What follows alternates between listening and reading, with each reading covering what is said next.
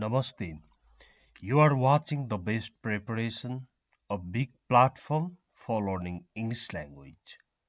Please don't forget to subscribe this channel, share this video to your friends, like and comment. Now, let's move on to today's lesson. आज दुईवटा verb, दुईवटा form अध्ययन गर्न लाग्दैछौँ र खासमा V1 देखि V5 सम्म पाँचवटा फर्म हुन्छन्।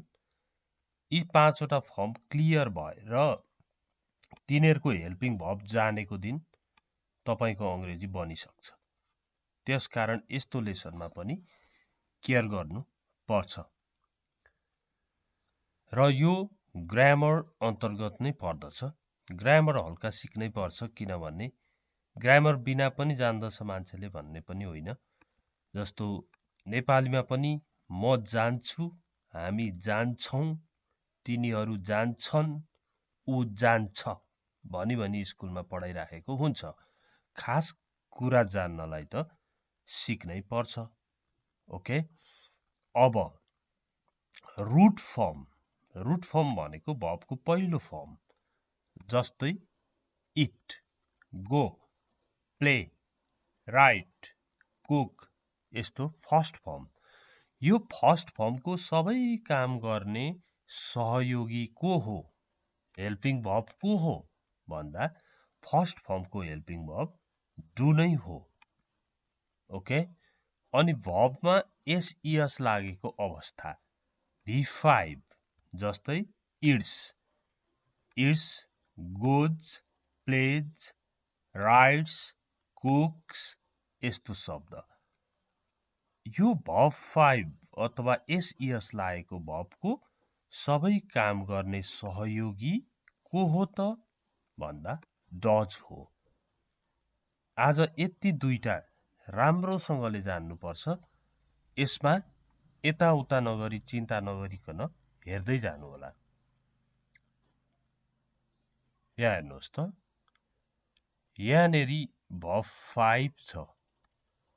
यो भर्ब 5 को सबै काम गर्न को आउँदैछ, डज। यहाँ हेर्नुहोस् त, डज। यहाँ पनि डज।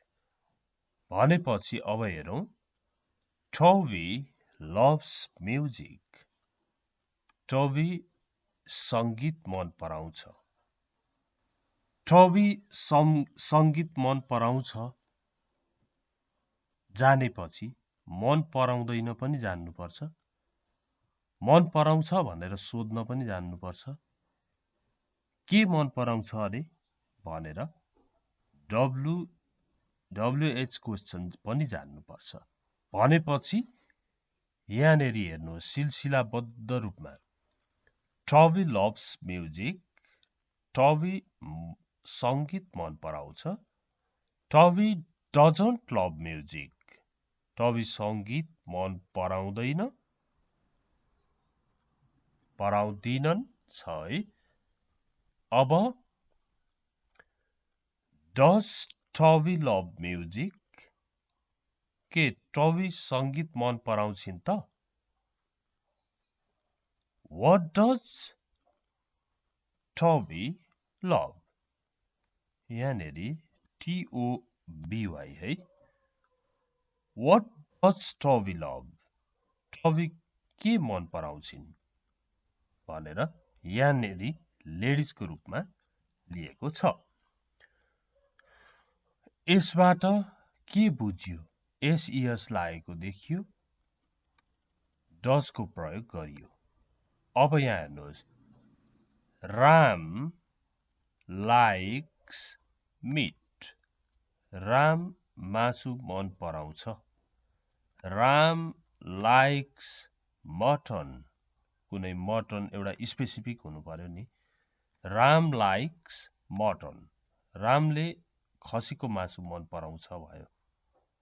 अब यहाँ हेर्नुहोस्, राम डजन्ट लाइक मटन। मन पराउँदैन भयो। Does Ram like mutton? मन पराउँछ त भयो।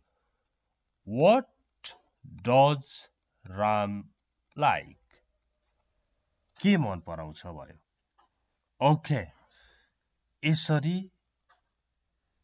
V5 अथवा एसएस लागेको भर्बको सहयोगी डज नै रहेछ। जे गरे पनि डज नै आइरहँदो रहेछ। यो जान्ने मान्छेले रामले फोन गर्छ भन्दा राम कल्स हुन्छ, गर्दैन भन्ने बेला राम डजन्ट कल बनाउनु पर्छ। रामले फोन गर्छ भनेर सोध्दा डज राम कल यु भने जस्तै गरी बनाउनु पर्छ। यसरी बन्दो रहेछ भन्ने थाहा भयो। अब यहाँ हेर्नुहोस् है, यहाँ हेर्नुहोस् त भर्बको पहिलो फर्म रुट फर्म। यो रुट फर्म देख्ने बित्तिकै यसको सहयोगी हेल्पिङ भर्ब भनेको डु नै हो भनेर जान्नु पर्यो। अनि यहाँ हेर्नुहोस् त डन्ट भएको छ, यहाँनेरि डु भएको छ, अनि यहाँ पनि डुको प्रयोग गरिएको छ। यसरी भर्ब 1 को काम गर्ने हेल्पिङ भर्ब चाहिँ डु नै रहेछ। अब यसलाई हेरौँ है। The children like sweets. बच्चाहरू मिठाई मन पराउँछन्। The children don't like sweets. बच्चाहरू मिठाई मन पराउँदैनन्। Do the children like sweets. के बच्चाहरू मिठाई मन पराउँछन्। What do the children like? बच्चाहरू के मन पराउँछन्। यसरी सबै काम गर्न डु नै आयो। किन डु आयो भन्दा भर्बको पहिलो फर्म युज भएको छ लाइक। त्यस्तै यहाँनेर हेर्नुहोस्, they want to go shopping. यो वान्ट भन्ने शब्द वान्टमा के छ, भर्ब 1 मा छ, पहिलो फर्ममा छ। अब यसको सबै काम गर्न डु नै आउँछ। हेर्नुहोस्, डु छ, फेरि यहाँ पनि डु नै छ। They want to go shopping. तिनीहरू किनमेल गर्न जान मन पराउँछन्। They don't want to go shopping. तिनीहरू किनमेल गर्न जान चाहँदैनन्। चाहन्छन् छ यहाँ चाहँदैनन्, चाहना गर्दैनन्। Do they want to go shopping. तिनीहरू किनमेल गर्न जान चाहन्छन् त। अब where do they want to go. तिनीहरू कहाँ जान चाहन्छन्। यो सबैमा डु आउनुको कारण चाहिँ के रहेछ, भर्ब 1 रुट फर्म प्रयोग भएको रहेछ। त्यही भएर डु आयो, डुको प्रयोग भयो। ओके,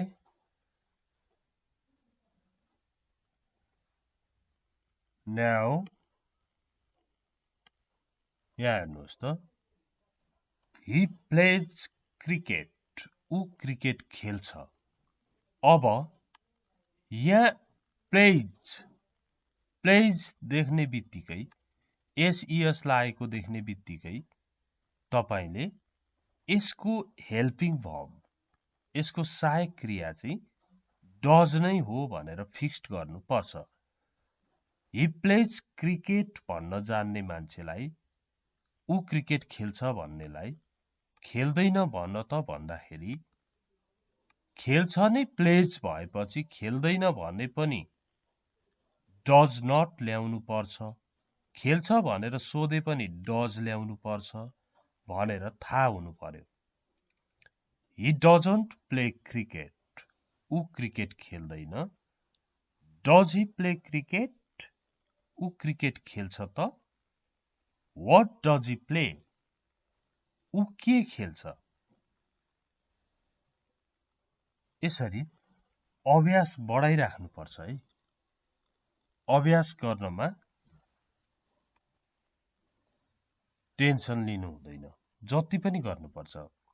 यहाँ हेर्नुहोस्, Rita wears a blue dress. Rita नीलो ड्रेस लगाउँछिन्, कपडाहरू लगाउँछिन्. Rita wears. Wears भन्ने बित्तिकै एस वाला भब देखियो. यहाँ does को काम हुन्छ अब. Rita wears a blue dress.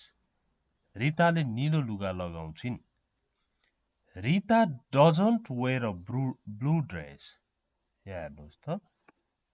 Rita doesn't wear a blue dress. Rita नीलो कपडा लगाउँदिनन्. Does Rita wear a blue dress? रिताले नीलो कपडा लगाउँछिन् त. अब यहाँनेरि एउटा कुरा जान्नुपर्छ. यहाँ सिधै who wears कसले लाउँछ? Who speaks को बोल्छ? Who knows कसले जान्दछ? कसले चिन्छ? यस्तो गरी सिधै क्वेशन बन्छ. यहाँ हेल्पिङ भर्ब ल्याउनु पर्दैन. Who wears a blue dress? को नीलो लुगा लगाउँछ? भन्दा Rita. Rita wears a blue dress. रिताले लगाउँछिन्. ओके. अब एकपल्ट यसलाई फेरि हामी हेरौं.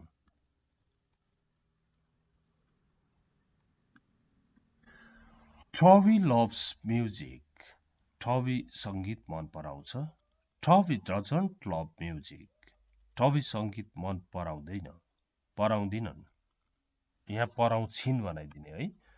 अनि does Toby love music? के Toby संगीत मन पराउँछिन् त? What does Toby love? Toby के मन पराउँछिन्? The children like sweets. The children don't like sweets.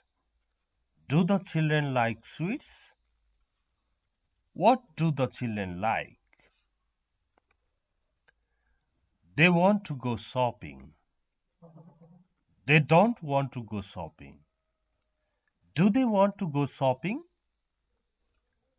Where do they want to go?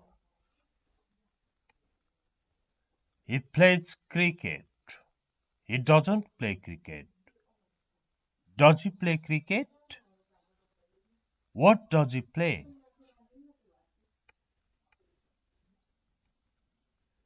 Rita wears a blue dress. Rita doesn't wear a blue dress. Does Rita wear a blue dress? Who wears a blue dress? यसरी हामीले verb 1 भर्बको पहिलो form र S लागेको form अनि तिनीहरूको helping भर्बहरूको बारेमा राम्रोसँगले हेर्यौं र प्रश्न हुनुहोस्. दुईवटा प्रश्न हुनुभयो भने अरु तीनवटा प्रश्न हुने बित्तिकै र तीनवटा मेन भर्ब, तीनवटा फर्म अनि तिनीहरूको हेल्पिङ भर्ब बुझ्ने बित्तिकै अंग्रेजीको एउटा लेभल सकिन्छ.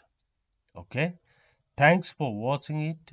Please don't forget to share this video to your friends, like and comment. See you next time. Bye-bye.